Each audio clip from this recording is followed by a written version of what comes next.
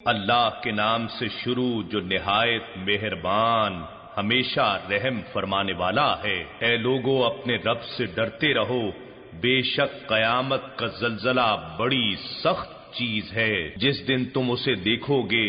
ہر دودھ پلانے والی ماں اس بچے کو بھول جائے گی جسے وہ دودھ پلا رہی تھی، اور ہر حمل والی عورت اپنا حمل گرا دے گی۔ اور اے دیکھنے والے، تو لوگوں کو نشے کی حالت میں دیکھے گا، حالانکہ وہ فی الحقیقت نشے میں نہیں ہوں گے، لیکن اللہ کا عذاب ہی اتنا سخت ہوگا کہ ہر شخص حواس باختہ ہو جائے گا۔ اور کچھ لوگ ایسے ہیں جو اللہ کے بارے میں بغیر علم و دانش کے جھگڑا کرتے ہیں اور ہر سرکش شیطان کی پیروی کرتے ہیں، جس شیطان کے بارے میں لکھ دیا گیا ہے کہ جو شخص اسے دوست رکھے گا سو وہ اسے گمراہ کر دے گا اور اسے دوزخ کے عذاب کا راستہ دکھائے گا۔ اے لوگو، اگر تمہیں مرنے کے بعد جی اٹھنے میں شک ہے تو اپنی تخلیق و ارتقاء پر غور کرو کہ ہم نے تمہاری تخلیق کی کیمیائی ابتدا مٹی سے کی، پھر حیاتیاتی ابتدا ایک تولیدی قطرے سے، پھر رحم مادر کے اندر جونک کی صورت میں معلق وجود سے، پھر ایک ایسے لوتھڑے سے جو دانتوں سے چبایا ہوا لگتا ہے، جس میں بعض اعضاء کی ابتدائی تخلیق نمایاں ہو چکی ہے اور بعض اعضاء کی تخلیق ابھی عمل میں نہیں آئی، تاکہ ہم تمہارے لیے اپنی قدرت اور اپنے کلام کی حقانیت ظاہر کر دیں، اور ہم جسے چاہتے ہیں رحموں میں مقررہ مدت تک ٹھہرائے رکھتے ہیں، پھر ہم تمہیں بچہ بنا کر نکالتے ہیں، پھر تمہاری پرورش کرتے ہیں تاکہ تم اپنی جوانی کو پہنچ جاؤ، اور تم میں سے وہ بھی ہیں جو جلد وفات پا جاتے ہیں، اور کچھ وہ ہیں جو نہایت ناکارہ عمر تک لوٹائے جاتے ہیں، تاکہ وہ شخص یہ منظر بھی دیکھ لے کہ سب کچھ جان لینے کے بعد اب پھر کچھ بھی نہیں جانتا، اور تو زمین کو بالکل خشک مردہ دیکھتا ہے۔ پھر جب ہم اس پر پانی برسا دیتے ہیں تو اس میں تازگی و شادابی کی جنبش آ جاتی ہے، اور وہ پھولنے بڑھنے لگتی ہے، اور خوش نما نباتات میں سے ہر نوع کے جوڑے اگاتی ہے۔ یہ سب کچھ اس لیے ہوتا رہتا ہے کہ اللہ ہی سچا خالق اور رب ہے، اور بے شک وہی مردوں بے جان کو زندہ جاندار کرتا ہے، اور یقیناً وہی ہر چیز پر بڑا قادر ہے۔ اور بے شک قیامت آنے والی ہے، اس میں کوئی شک نہیں، اور یقیناً اللہ ان لوگوں کو زندہ کر کے اٹھا دے گا جو قبروں میں ہوں گے۔ اور لوگوں میں سے کچھ ایسے بھی ہیں جو اللہ کی ذات و صفات اور قدرتوں کے بارے میں جھگڑا کرتے رہتے ہیں،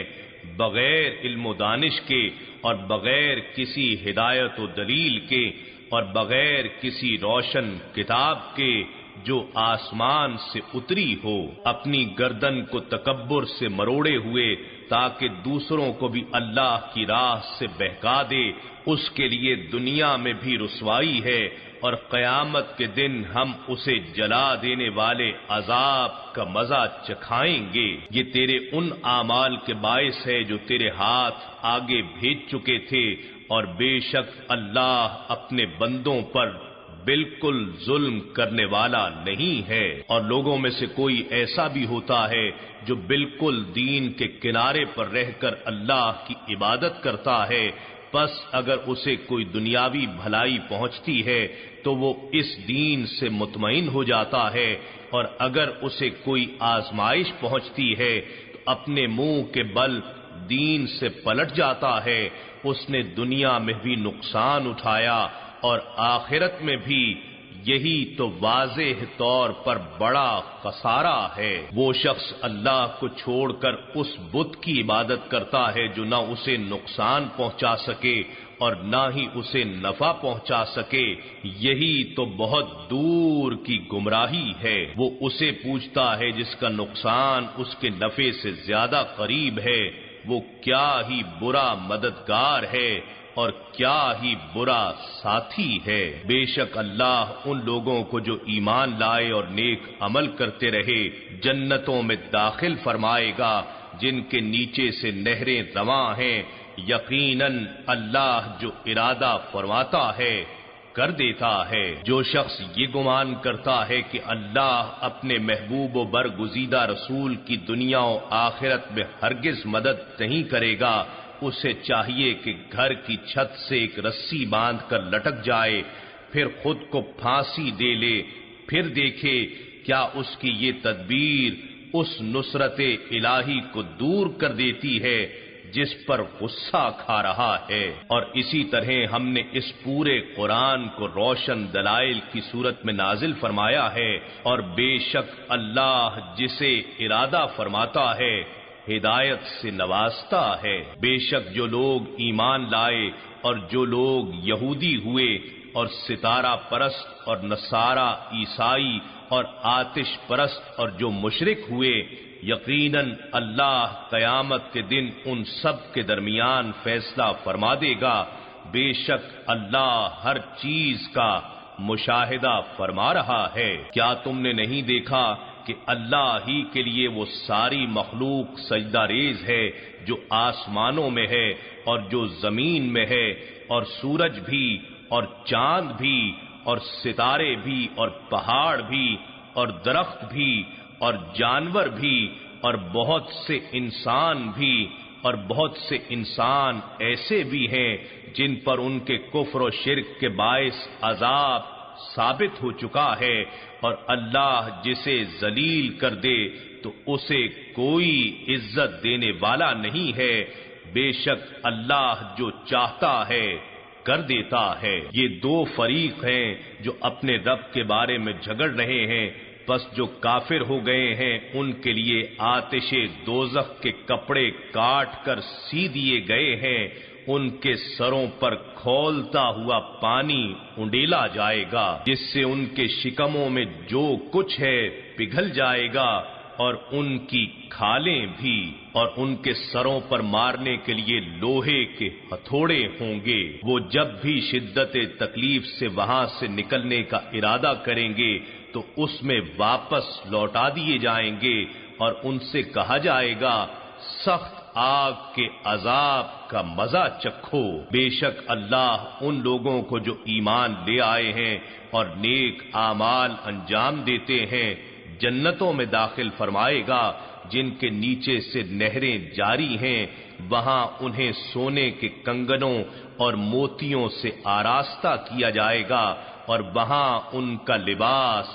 ریشم ہوگا، اور انہیں دنیا میں پاکیزہ قول کی ہدایت کی گئی اور انہیں اسلام کے پسندیدہ راستے کی طرف رہنمائی کی گئی۔ بے شک جن لوگوں نے کفر کیا ہے اور دوسروں کو اللہ کی راہ سے اور اس مسجد حرام کعبۃ اللہ سے روکتے ہیں جسے ہم نے سب لوگوں کے لیے یکساں بنایا ہے،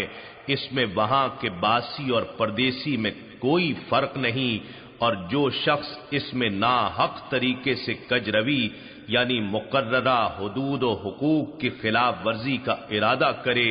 ہم اسے دردناک عذاب کا مزہ چکھائیں گے۔ اور وہ وقت یاد کیجئے جب ہم نے ابراہیم علیہ السلام کے لیے بیت اللہ یعنی خانہ کعبہ کی تعمیر کی جگہ کا تعین کر دیا اور انہیں حکم فرمایا کہ میرے ساتھ کسی چیز کو شریک نہ ٹھہرانا، اور میرے گھر کو تعمیر کرنے کے بعد طواف کرنے والوں اور قیام کرنے والوں اور رکوع کرنے والوں اور سجود کرنے والوں کے لیے پاک و صاف رکھنا، اور تم لوگوں میں حج کا بلند آواز سے اعلان کرو، وہ تمہارے پاس پیدل اور تمام دبلے اونٹوں پر سوار حاضر ہو جائیں گے جو دور دراز کے راستوں سے آتے ہیں، تاکہ وہ اپنے فوائد بھی پائیں، اور قربانی کے مقررہ دنوں کے اندر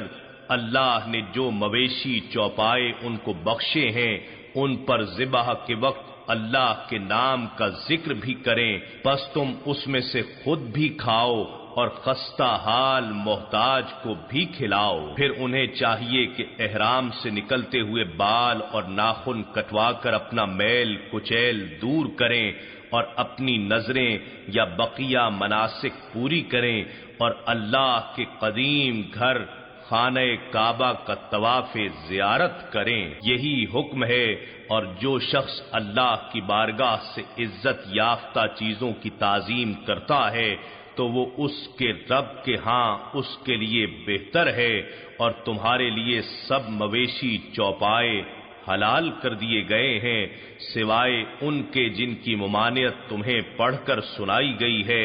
سو تم بتوں کی پلیدی سے بچا کرو اور جھوٹی بات سے پرہیز کیا کرو۔ صرف اللہ کے ہو کر رہو، اس کے ساتھ کسی کو شریک نہ ٹھہراتے ہوئے، اور جو کوئی اللہ کے ساتھ شرک کرتا ہے تو گویا وہ ایسے ہے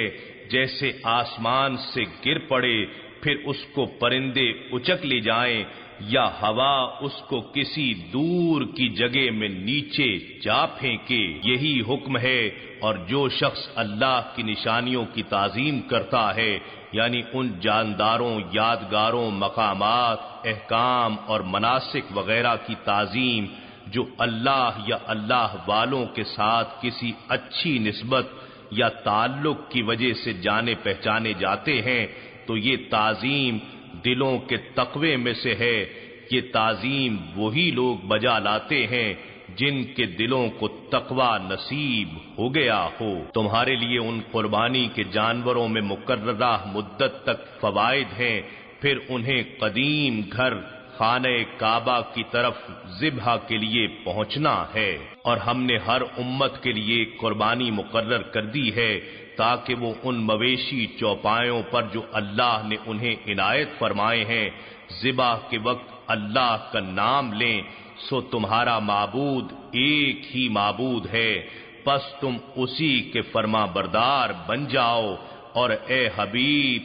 عاجزی کرنے والوں کو خوشخبری سنا دیں۔ یہ وہ لوگ ہیں کہ جب اللہ کا ذکر کیا جاتا ہے تو ان کے دل ڈرنے لگتے ہیں، اور جو مصیبتیں انہیں پہنچتی ہیں ان پر صبر کرتے ہیں اور نماز قائم رکھنے والے ہیں، اور جو کچھ ہم نے انہیں عطا فرمایا ہے اس میں سے خرچ کرتے ہیں۔ اور قربانی کے بڑے جانوروں یعنی اونٹ اور گائے وغیرہ کو ہم نے تمہارے لیے اللہ کی نشانیوں میں سے بنا دیا ہے، ان میں تمہارے لیے بھلائی ہے، پس تم انہیں قطار میں کھڑا کر کے نیزہ مار کر نہر کے وقت ان پر اللہ کا نام لو، پھر جب وہ اپنے پہلو کے بل گر جائیں تو تم خود بھی اس میں سے کھاؤ، اور قناعت سے بیٹھے رہنے والوں کو اور سوال کرنے والے محتاجوں کو بھی کھلاؤ۔ اس طرح ہم نے انہیں تمہارے تابع کر دیا ہے تاکہ تم شکر بجا لاؤ۔ ہرگز نہ تو اللہ کو ان قربانیوں کا گوشت پہنچتا ہے اور نہ ان کا خون، مگر اسے تمہاری طرف سے تقوی پہنچتا ہے۔ اس طرح اللہ نے انہیں تمہارے تابع کر دیا ہے تاکہ تم وقت ذبح اللہ کی تکبیر کہو جیسے اس نے تمہیں ہدایت فرمائی ہے، اور آپ نیکی کرنے والوں کو خوشخبری سنا دیں۔ بے شک اللہ صاحب ایمان لوگوں سے دشمنوں کا فتنہ و شر دور کرتا رہتا ہے۔ بے شک اللہ کسی خائن اور ناشکرے کو پسند نہیں کرتا۔ ان لوگوں کو جہاد کی اجازت دے دی گئی ہے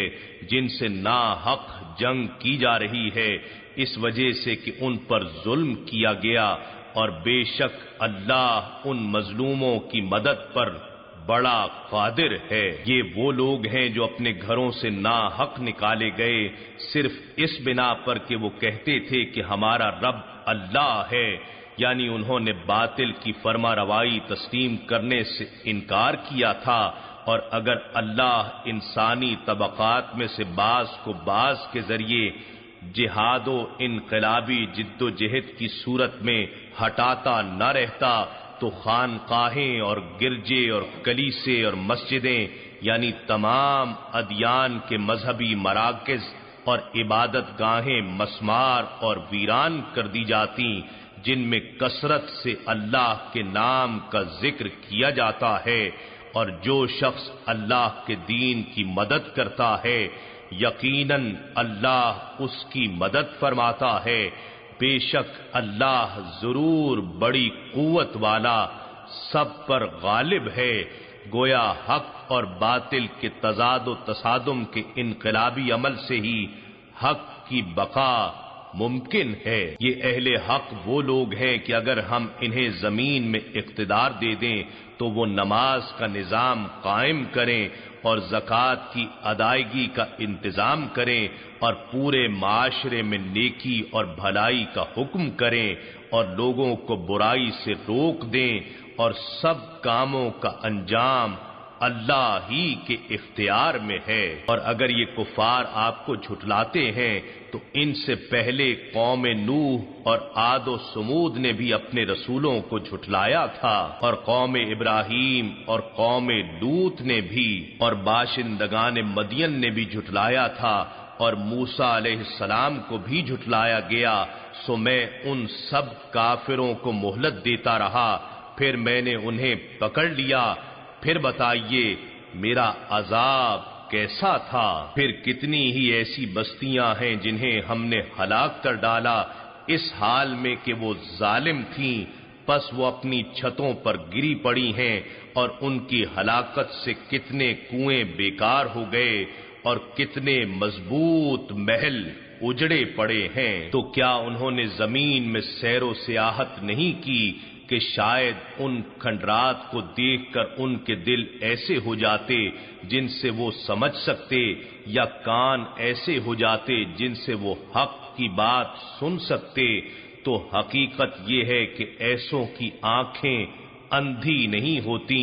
لیکن دل اندھے ہو جاتے ہیں جو سینوں میں ہیں، اور یہ آپ سے عذاب میں جلدی کے خواہش مند ہیں، اور اللہ ہرگز اپنے وعدے کی خلاف ورزی نہ کرے گا، اور جب عذاب کا وقت آئے گا تو عذاب کا ایک دن آپ کے رب کے ہاں 1000 سال کی مانند ہے، اس حساب سے جو تم شمار کرتے ہو۔ اور کتنی ہی بستیاں ایسی ہیں جن کو میں نے مہلت دی حالانکہ وہ ظالم تھیں، پھر میں نے انہیں عذاب کی گرفت میں لے لیا، اور ہر کسی کو میری ہی طرف لوٹ کر آنا ہے۔ فرما دیجئے اے لوگو، میں تو محض تمہارے لیے عذاب الہی کا ڈر سنانے والا ہوں، بس جو لوگ ایمان لائے اور نیک عمل کرتے رہے ان کے لیے مغفرت ہے اور مزید بزرگی والی عطا ہے۔ اور جو لوگ ہماری آیتوں کے رد میں کوشاں رہتے ہیں اس خیال سے کہ ہمیں عاجز کر دیں گے، وہی لوگ اہل دوزخ ہیں۔ اور ہم نے آپ سے پہلے کوئی رسول نہیں بھیجا اور نہ کوئی نبی، مگر سب کے ساتھ یہ واقعہ گزرا کہ جب اس رسول یا نبی نے لوگوں پر کلام الہی پڑھا تو شیطان نے لوگوں کے ذہنوں میں اس نبی کے پڑھے ہوئے یعنی تلاوت شدہ کلام میں اپنی طرف سے باطل شبہات اور فاسد خیالات کو ملا دیا۔ سو شیطان جو وسوسے سننے والوں کے ذہنوں میں ڈالتا ہے اللہ انہیں زائل فرما دیتا ہے، پھر اللہ اپنی آیتوں کو اہل ایمان کے دلوں میں نہایت مضبوط کر دیتا ہے، اور اللہ خوب جاننے والا بڑی حکمت والا ہے۔ یہ اس لیے ہوتا ہے تاکہ اللہ ان باطل خیالات اور فاسد شبہات کو جو شیطان لوگوں کے ذہنوں میں ڈالتا ہے ایسے لوگوں کے لیے آزمائش بنا دے جن کے دلوں میں منافقت کی بیماری ہے اور جن لوگوں کے دل کفر و عناد کے باعث سخت ہیں، اور بے شک ظالم لوگ بڑی شدید مخالفت میں مبتلا ہیں۔ اور تاکہ وہ لوگ جنہیں علم صحیح عطا کیا گیا ہے جان لیں کہ وہی جس کی پیغمبر نے تلاوت کی ہے آپ کے رب کی طرف سے مبنی برحق ہے، سو وہ اسی پر ایمان لائیں اور شیطانی وسوسوں کو رد کر دیں اور ان کے دل اس رب کے لیے عاجزی کریں، اور بے شک اللہ مومنوں کو ضرور سیدھی راہ کی طرف ہدایت فرمانے والا ہے۔ اور کافر لوگ ہمیشہ اس قرآن کے حوالے سے شک میں رہیں گے یہاں تک کہ اچانک ان پر قیامت آ پہنچے یا اس دن کا عذاب آ جائے جس سے نجات کا کوئی امکان نہیں۔ حکمرانی اس دن صرف اللہ ہی کی ہوگی، وہی ان کے درمیان فیصلہ فرمائے گا۔ پس جو لوگ ایمان لائے اور نیک عمل کرتے رہے وہ نعمت کے باغات میں قیام پذیر ہوں گے، اور جنہوں نے کفر کیا اور ہماری آیتوں کو جھٹلایا تو انہی لوگوں کے لیے ذلت آمیز عذاب ہوگا۔ اور جن لوگوں نے اللہ کی راہ میں وطن سے ہجرت کی پھر قتل کر دیے گئے یا راہ حق کی مصیبتیں جھیلتے جھیلتے مر گئے تو اللہ انہیں ضرور رزق حسن یعنی اخروی عطاؤں کی روزی بخشے گا، اور بے شک اللہ سب سے بہتر رزق دینے والا ہے۔ وہ ضرور انہیں اس جگہ یعنی مقام رضوان میں داخل فرمائے گا جس سے وہ راضی ہو جائیں گے، اور بے شک اللہ خوب جاننے والا بردبار ہے۔ حکم یہی ہے، اور جس شخص نے اتنا ہی بدلہ لیا جتنی اسے اذیت دی گئی تھی پھر اس شخص پر زیادتی کی جائے تو اللہ ضرور اس کی مدد فرمائے گا، بے شک اللہ درگزر فرمانے والا بڑا بخشنے والا ہے۔ یہ اس وجہ سے ہے کہ اللہ رات کو دن میں داخل فرماتا ہے اور دن کو رات میں داخل فرماتا ہے، اور بے شک اللہ خوب سننے والا دیکھنے والا ہے۔ یہ اس لیے کہ اللہ ہی حق ہے اور بے شک وہ کفار اس کے سوا جو کچھ بھی پوجتے ہیں وہ باطل ہے، اور یقیناً اللہ ہی بہت بلند بہت بڑا ہے۔ کیا آپ نے نہیں دیکھا کہ اللہ آسمان کی جانب سے پانی اتارتا ہے تو زمین سرسبز و شاداب ہو جاتی ہے؟ بے شک اللہ مہربان اور بڑا خبردار ہے۔ اسی کا ہے جو کچھ آسمانوں میں ہے اور جو کچھ زمین میں ہے، اور بے شک اللہ ہی بے نیاز قابل ستائش ہے۔ کیا تم نے نہیں دیکھا کہ اللہ نے جو کچھ زمین میں ہے تمہارے لیے مسخر فرما دیا ہے، اور کشتیوں کو بھی جو اس کے امر یعنی قانون سے سمندر و دریا میں چلتی ہیں، اور آسمان یعنی خلائی و فضائی کروں کو زمین پر گرنے سے ایک آفاقی نظام کے ذریعے تھامے ہوئے ہے، مگر اسی کے حکم سے جب وہ چاہے گا آپس میں ٹکرا جائیں گے۔ بے شک اللہ تمام انسانوں کے ساتھ نہایت شفقت فرمانے والا بڑا مہربان ہے۔ اور وہی ہے جس نے تمہیں زندگی بخشی پھر تمہیں موت دیتا ہے پھر تمہیں دوبارہ زندگی دے گا، بے شک انسان ہی بڑا ناشکر گزار ہے۔ ہم نے ہر ایک امت کے لیے احکام شریعت یا عبادت و قربانی کی ایک راہ مقرر کر دی ہے، انہیں اسی پر چلنا ہے، سو یہ لوگ آپ سے ہرگز اللہ کے حکم میں جھگڑا نہ کریں اور آپ اپنے رب کی طرف بلاتے رہیں، بے شک آپ ہی سیدھی راہ ہدایت پر ہیں۔ اگر وہ آپ سے جھگڑا کریں تو آپ فرما دیجئے اللہ بہتر جانتا ہے جو کچھ تم کر رہے ہو۔ اللہ تمہارے درمیان قیامت کے دن ان تمام باتوں کا فیصلہ فرما دے گا جن میں تم اختلاف کرتے رہے تھے۔ کیا تمہیں معلوم نہیں کہ اللہ وہ سب کچھ جانتا ہے جو آسمان اور زمین میں ہے؟ بے شک یہ سب کتاب لوح محفوظ میں درج ہے، یقیناً یہ سب اللہ پر بہت آسان ہے۔ اور یہ لوگ اللہ کے سوا ان بتوں کی پرستش کرتے ہیں جس کی اس نے کوئی سند نہیں اتاری، اور نہ ہی انہیں اس بت پرستی کے انجام کا کچھ علم ہے، اور قیامت کے دن ظالموں کا کوئی مددگار نہ ہوگا۔ اور جب ان کافروں پر ہماری روشن آیتیں تلاوت کی جاتی ہیں تو آپ ان کافروں کے چہروں میں ناپسندیدگی اور ناگواری کے آثار صاف دیکھ سکتے ہیں، ایسے لگتا ہے کہ ان قریب ان لوگوں پر جھپٹ پڑیں گے جو انہیں ہماری آیات پڑھ کر سنا رہے ہیں۔ آپ فرما دیجئے، اے مضطرب ہونے والے کافروں، کیا میں تمہیں اس سے بھی زیادہ تکلیف دہ چیز سے آگاہ کروں؟ وہ دوزخ کی آگ ہے جس کا اللہ نے کافروں سے وعدہ کر رکھا ہے، اور وہ بہت ہی برا ٹھکانہ ہے۔ اے لوگو، ایک مثال بیان کی جاتی ہے سو اسے غور سے سنو۔ بے شک جن بتوں کو تم اللہ کے سوا پوجتے ہو وہ ہرگز ایک مکھی بھی پیدا نہیں کر سکتے، اگرچہ وہ سب اس کام کے لیے جمع ہو جائیں، اور اگر ان سے مکھی کوئی چیز چھین کر لے جائے تو وہ اس چیز کو اس مکھی سے چھڑا بھی نہیں سکتے۔ کتنا بے بس ہے طالب عابد بھی اور مطلوب معبود بھی۔ ان کافروں نے اللہ کی قدر نہ کی جیسی اس کی قدر کرنا چاہیے تھی۔ بے شک اللہ بڑی قوت والا،